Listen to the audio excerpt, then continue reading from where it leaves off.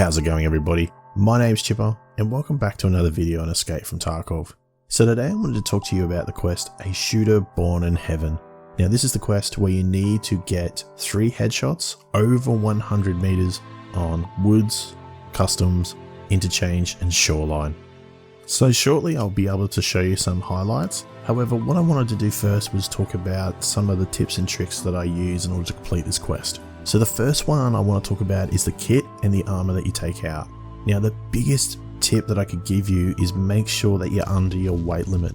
The reason for that is it gives you the most amount of stamina possible in order to sprint to certain positions on the map in order to get your headshots. In certain positions that you can go to are fantastic, but they're only good in the early stages of the raid because you need to be able to be set up in enough time. The next part is trying to have as much protection as possible while also being as mobile as possible. Now the Zolk 6A in my opinion is by far the best armor to do this in. It's extremely light, it doesn't have that much of a speed penalty, and also it gives you the ability to survive endgame ammunition. While it doesn't protect the arms, it still keeps you in the fight. I always pair it up with attack tech, purely for the fact that it helps protect the class 6 armor for a real fight if I run into someone with low penetration rounds or scavengers. I normally just run contacts and a class 4 helm, and that's entirely up to you, however I'd avoid visors. In my opinion, this kit is fantastic. It stays under weight limit, it's only a 20% speed reduction, it has class 6 armor to survive in-game rounds, and it allows you to sprint to locations in order to get set up and have the maximum chance to survive. Now when it comes to ammunition, there's a few choices, but the best has to be M995 rounds. This is mostly due to the fact that there's relatively cheap options in order to use this round by using the AK101. You can also use an ADAR or a cheap M4A1, but the best weapon by far has to be the HK416. When this is fully decked out in the best available mods and a silencer, M995 rounds can do over 1061 meters a second. Now over a M4A1, that's almost 100 meters per second faster. So when it comes to the velocity speed, it makes a big difference on the bullet drop and also how quickly you can get those headshots, or more importantly have follow-up headshots if the target is sprinting, so you don't have to lead as much. Now the next choice of round that I'd recommend would be the M61 or M62. Now you could probably use this with an SA58 or a Vepr Hunter as a popular choice and relatively cheap, but it's entirely up to you. But I would probably go with the M62 round at first in order so you can get dialed in, because this round is a tracer round and is relatively cheap, whereas M61 is more expensive, but it does have that ridiculous penetration rate and it has slightly better muzzle velocity, which in the long run would probably be a better option in order to guarantee those one single headshots. Now while I've mostly mentioned very high-end kits here, you don't necessarily have to go down that path. You can quite easily use some spare Gen 4's mobilities or assaults you got lying around, maybe a killer vest, and then just take the best gun that you can. You can even just get as basic as an AK101 with just a few supporting mods and a decent scope, load some M995, and then you've got the perfect gun to try and get some long range headshots, but it's entirely up to you. But one thing I will talk about, and it will probably help you no matter what kit you're running out, is the positions that you can get into. So while I load some of the highlights up ahead, some of the locations that I'm going to be going, I'll be recommending these as some of the spots that you should try in order to maximize your opportunity to get PMC encounters. Now I will be starting off on Shoreline, and you are going to hear my good mate Fallacy, who I occasionally duo with, in the background.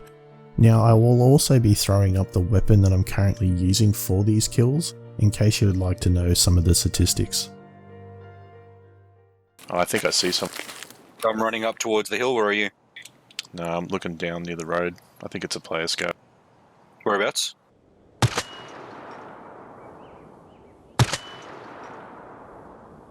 I mean, if you can drop him, but... I think I shot at him, but I don't think I hit him. He just proned, I think. Is he on the road or near the road? He's near the cars down the end.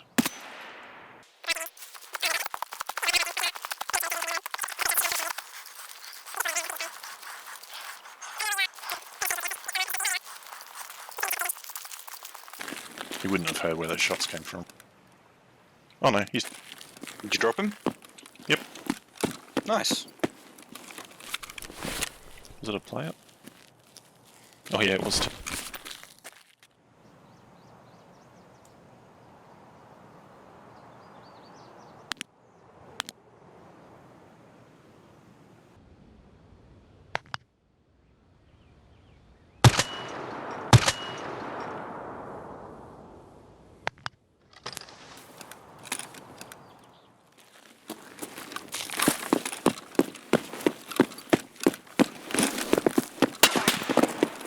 Oh, great. Now I'm stuck on the beach.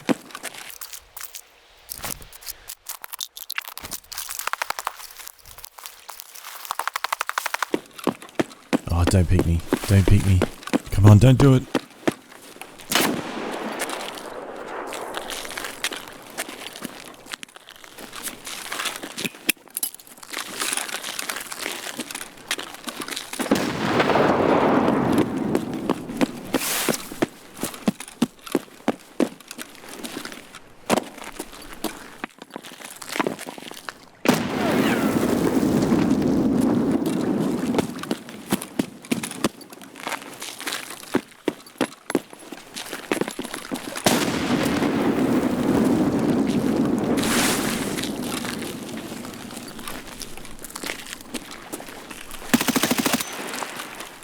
God, I love using point fire in this game. It's so satisfying.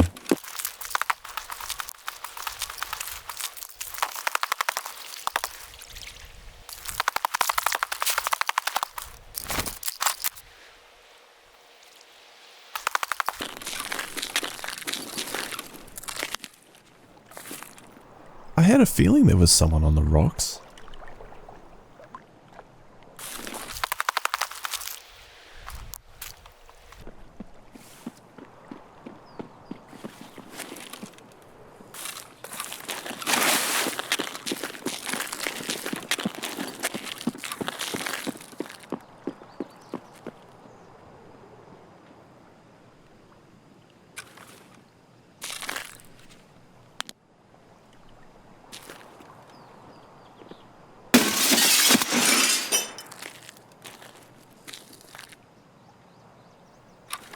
Alright, that's one of them down. Now to try and get this other guy.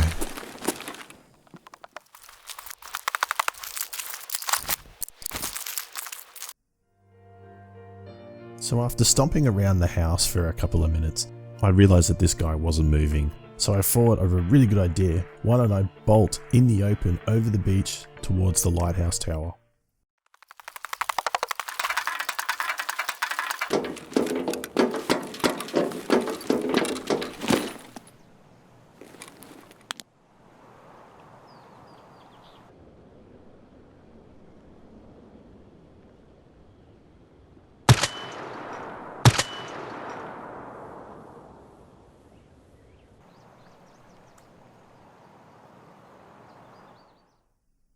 Now the best spot I found on Shoreline was the west wing roof.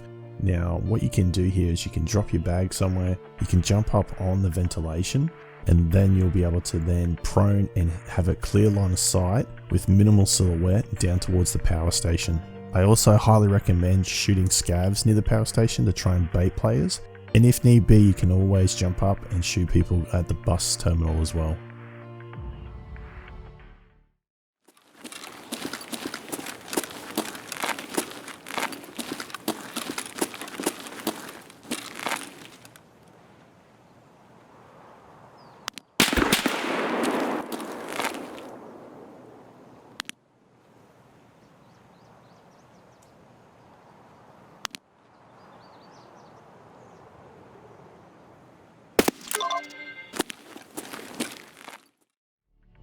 Now the next location on Woods is the 10 Sniper Rock spot. Now this is relatively good field of view over the lumbermill camp, and it also has the outlining forest towards the end, which leads all the way down to the lake. Now you can, over the lake as well, you can see the 2 crates sniper rock position as well to counteract any other snipers.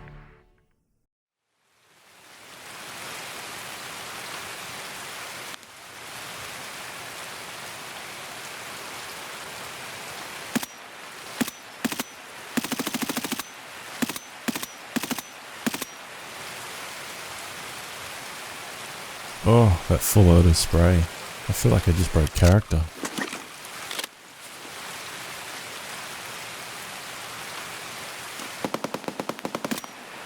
Pretty sure he thinks I'm at the main sniper rock.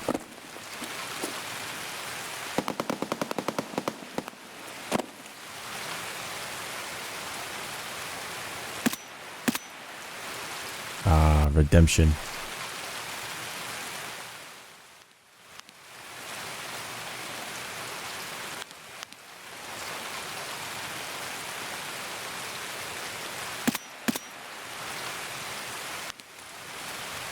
That poor fucker. He would still not have any idea where I was. Now the next position I want to talk about is the 2 crates sniper rock position. This has by far the best field of view in trying to get those sniper long range shots.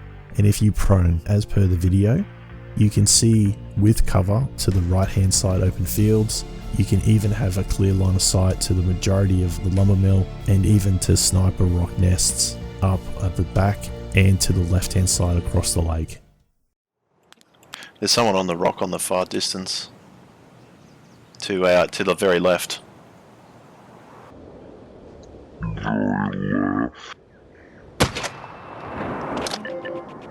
Got him. Headshot too. Whereabouts? He was on the rock on the very left over there on the, I don't know what to call it. You know where the 2 dead scavs are, or the dead scav?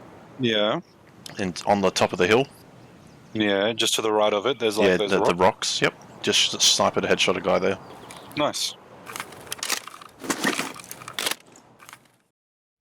So the first spot I want to talk about on customs is the forest sniper spot.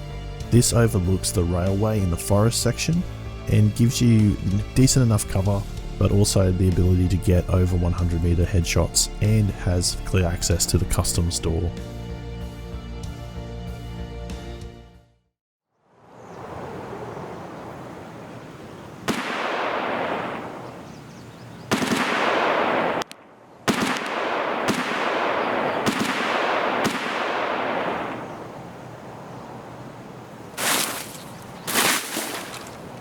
Oh, here we go, 2 guys investigating that gunfire. This could be perfect.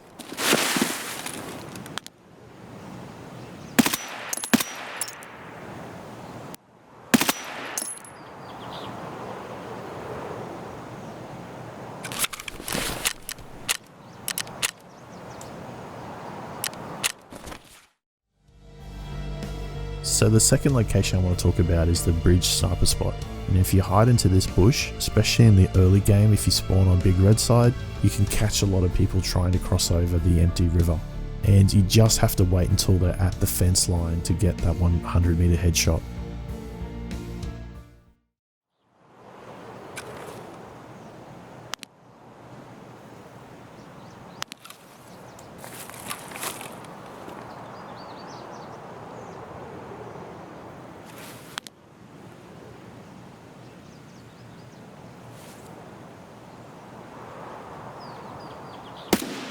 I fired and I missed, and then I fired again and I missed again, and missed both times, and then I fired into his chest, and then eventually got him in the head.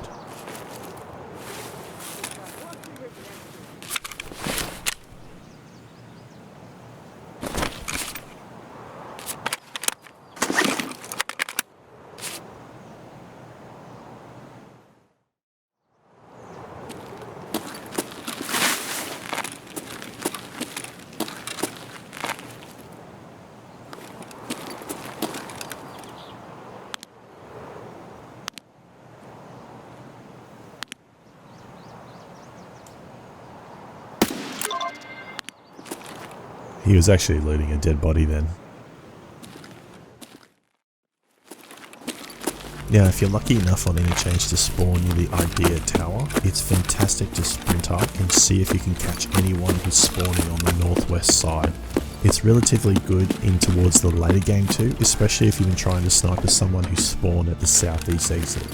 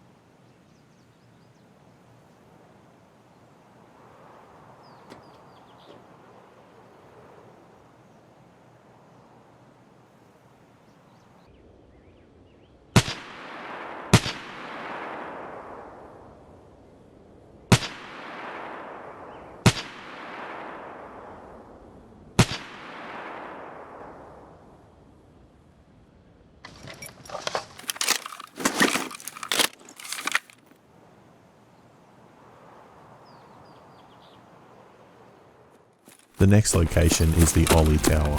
Now this is fantastic for trying to get shots off from the southeast exit, the front of the stores, or the long road down to the northwest exit as well.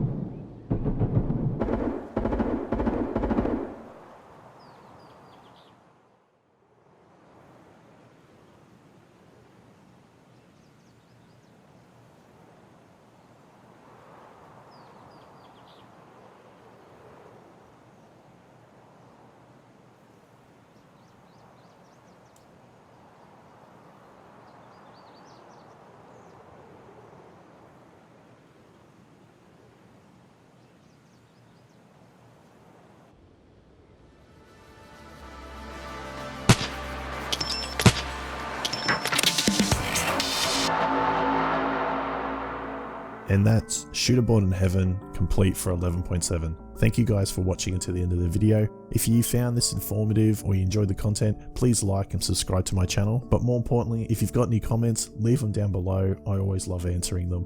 And until next time guys, I'll see you back out there, hopefully in 0.12.